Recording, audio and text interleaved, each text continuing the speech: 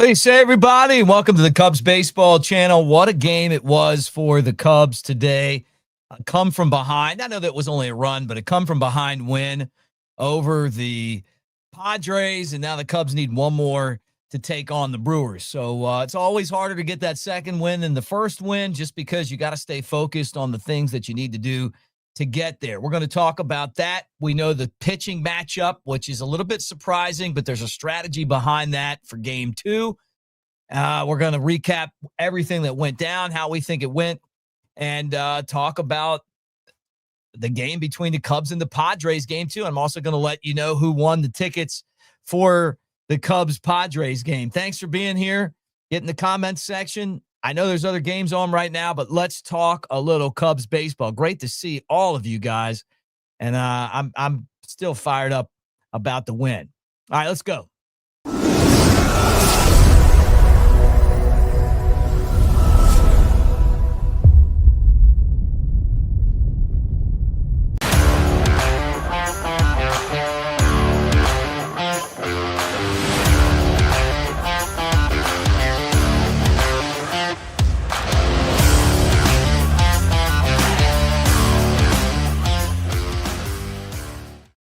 What do you say, everybody? Cubs baseball channel.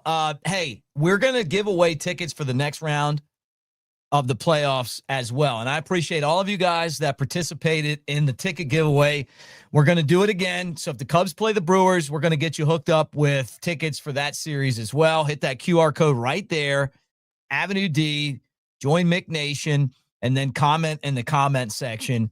Our winner today was Joey Scott. So congratulations to him. He'll be sitting in the bleachers tomorrow for us and cheering along, and we'll do it again. We're going to do it again once the Cubs wrap up this series and play the Brewers. What a day, though, at Wrigley Field. Wind blowing in, and it was one of those games where the Padres got an early run.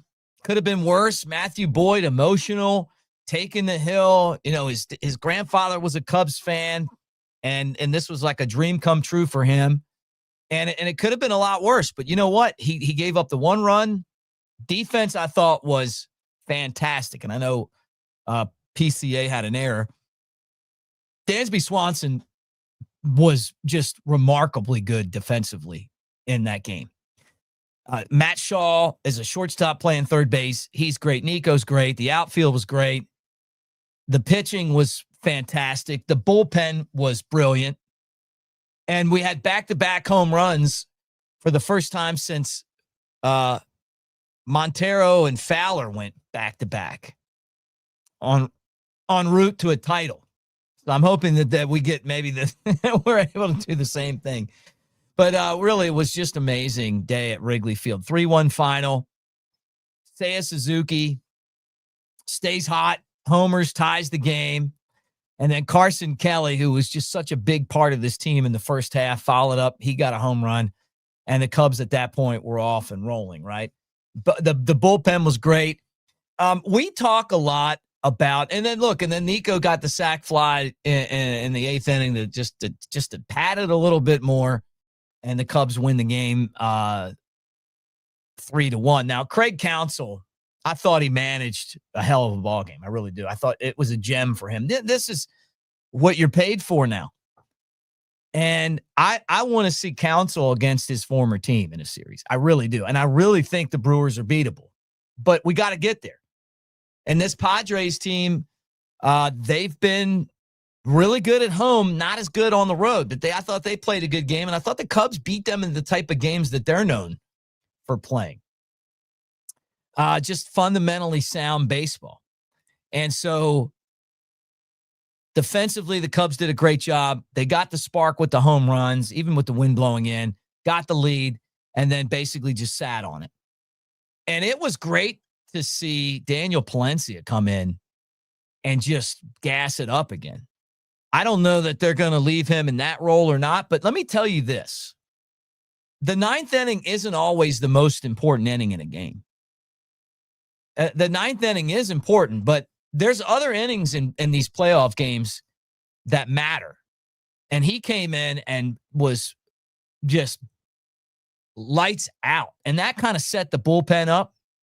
And those guys who I think are rested right now, too. Like, I feel like the Cubs did a good job of letting the bullpen get rested during these games that they had kind of down the stretch.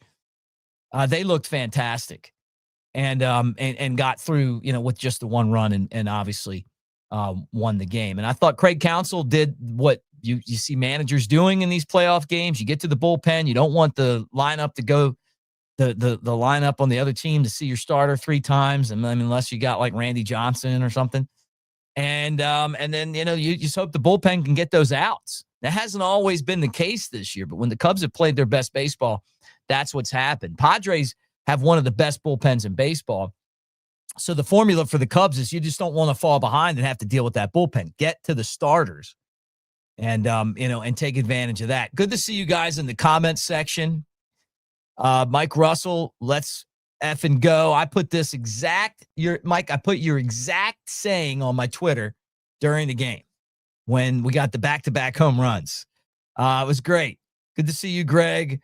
Faith, good to see you too. All you guys. Mike Wood, great pitching today. Big home runs helped. Look, it's playoff baseball. It is playoff baseball, and all of those things matter. Christopher, great to see you. Go Cubs, go. I'm with you, Faith, on the defense. All right, so here's a question right here. Why is Kittredge starting game 2 after throwing 22 pitches today? Either start Imanaga or you want to go to a bullpen guy, throw someone that hasn't pitched today. Smith family, I don't disagree with this. I was kind of surprised by this myself. I know that they want to have an opener, and I don't know if it's going to be Colin Ray or it's going to be Shota. I think it's either going to be one of those 2 guys. I don't think it's going to be Jameson Taillon. So I'm curious to see who it is. And the fact that they're using an opener makes me think that it's going to be Colin Ray. And I might be totally wrong on this, but that's just my gut feeling. Although Jameson Taillon's pitched really well here lately. And then why is it Kittredge? He's a pitcher that I think they feel like is always better the second day. Remember the game that he had when he blew, I want to say it was, he blew a game earlier this season and it was really bad. And then they pitched him the next day and he was great. And some of you guys can help me out here. So maybe he's one of these guys that has to throw a lot to kind of get locked in. You can lose a game in the first inning, so you just hope he goes out there and takes care of business. Very interesting. I was surprised by that, but our friend Naren Desai, who jumps on here with me sometimes, kind of theorized that this might be a strategy that the Cubs use. So interestingly enough, that's what they did in this matchup. And great question. And I was actually going to talk about that. So we'll get into the starting pitching matchup here coming down the line. But I want to say hi to all you guys. Hello, Tuesday, everyone. Yeah, what a great Tuesday. Happy Tuesday. Becky, always good to see you. And there's Naren right there. Just got back from the games, sitting there. Naren texted me. He's like, hey, ticket prices, I think I'm going to be able to afford to go. I'm going out to the game. And boy, I'm glad you did. Michael's like talking about the bullpen and Seiya. We need somebody to get hot. And it really is good that it's Seiya Suzuki because he struggled so many times this year. Which is kind of crazy how, you see like a guy just kind of figure it out and then take off from there. Yeah, Naren, beautiful day. I thought when I went to Wrigley Field for the first time, I watched a ton of games with Harry and Steve on WGN, and I'd worked with the Cubs and I couldn't wait to get there. And when I got there, the weather was perfect and it was like daylight today.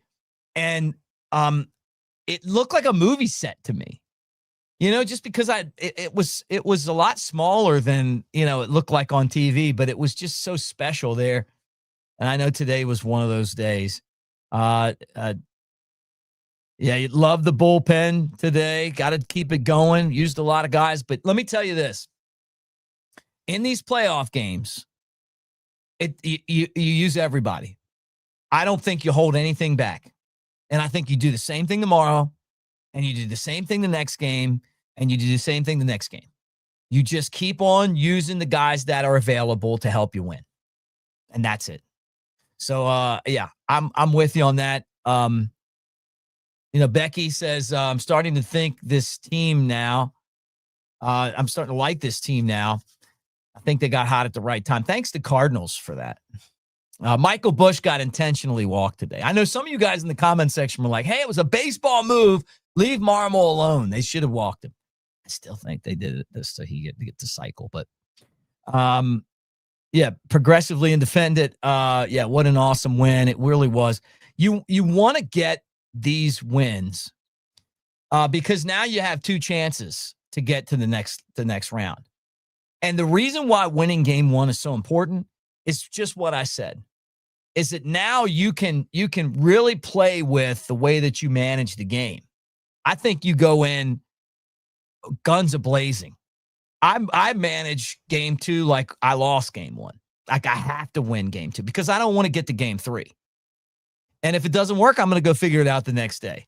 So, yeah, really interesting. Let's see this right here. Council will see the lineup and then pick the next pitcher. Yeah, I mean, that's a great point, Christopher. That's a great point.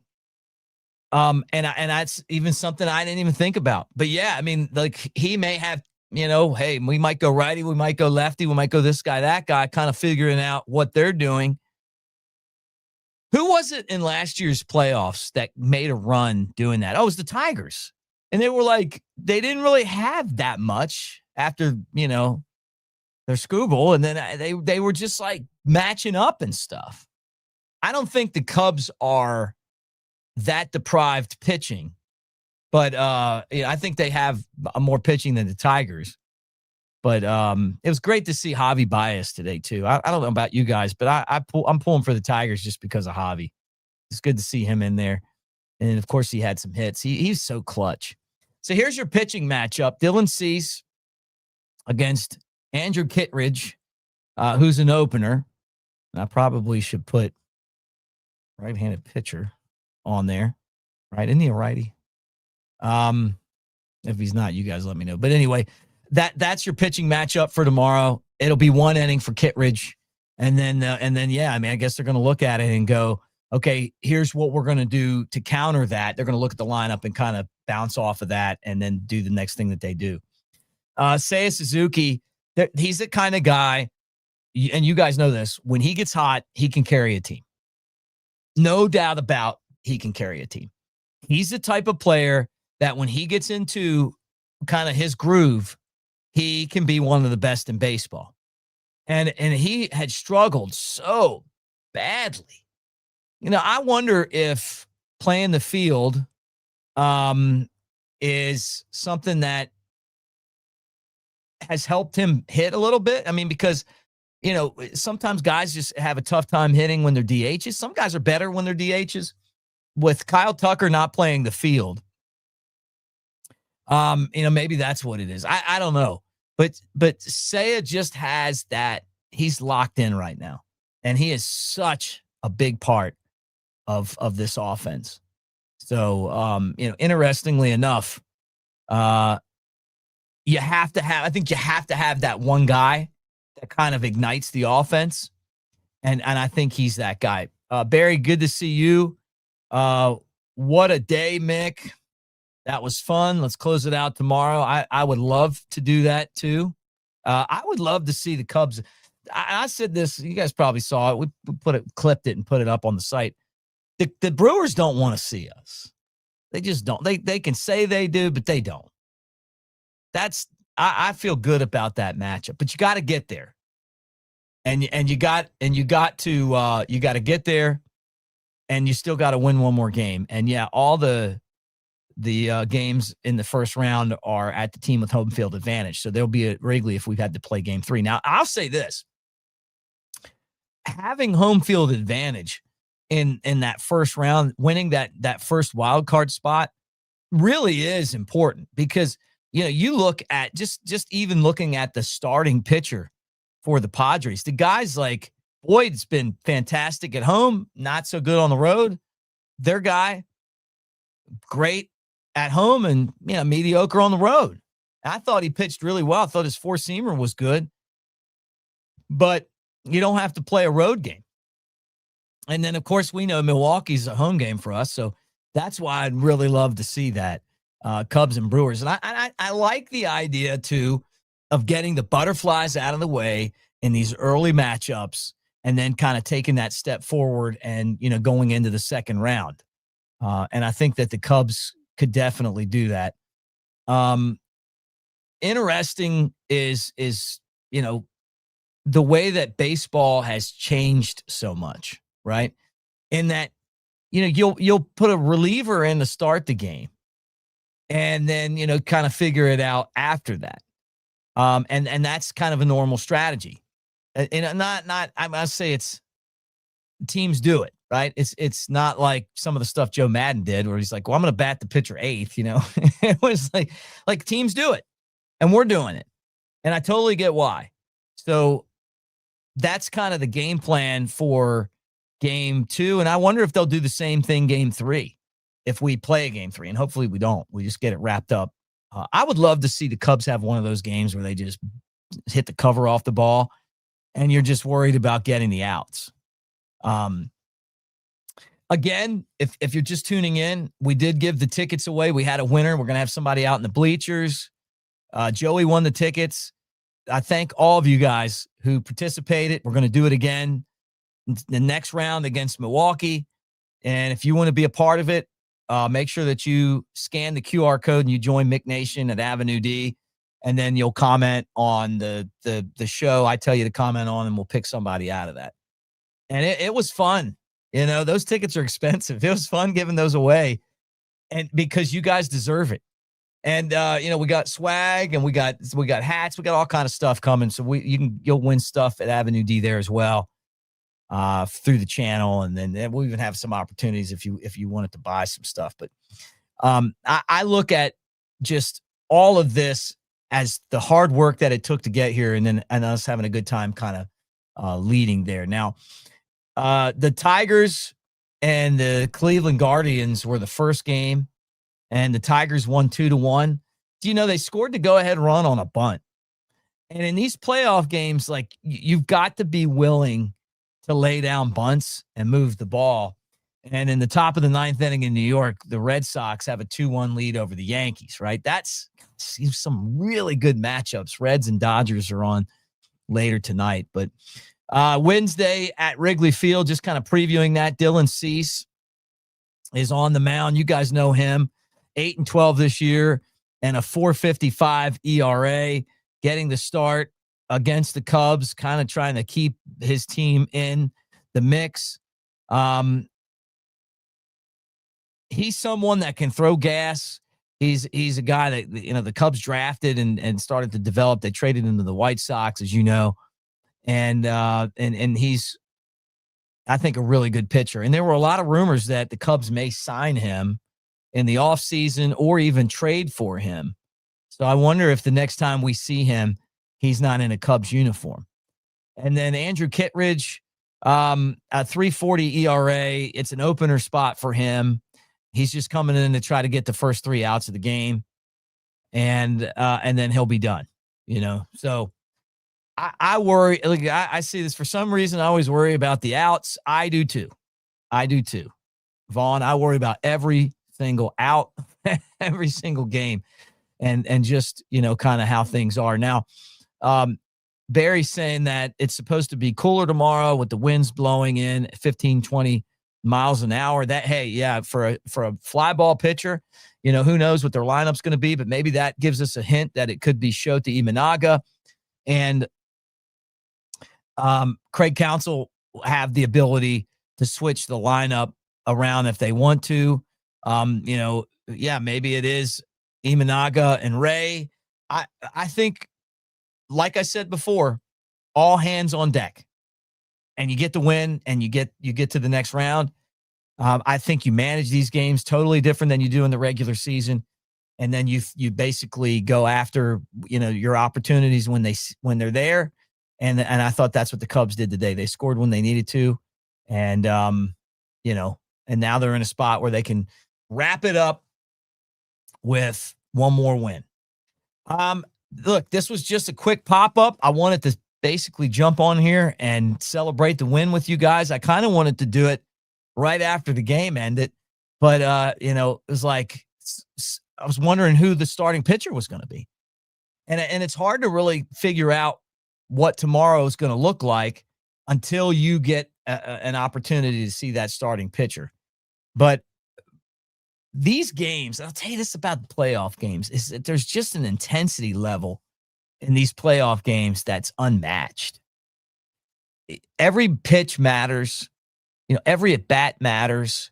The experience that guys like Pete Crow Armstrong and Matt Shaw are getting right now is going to help carry this organization down the road.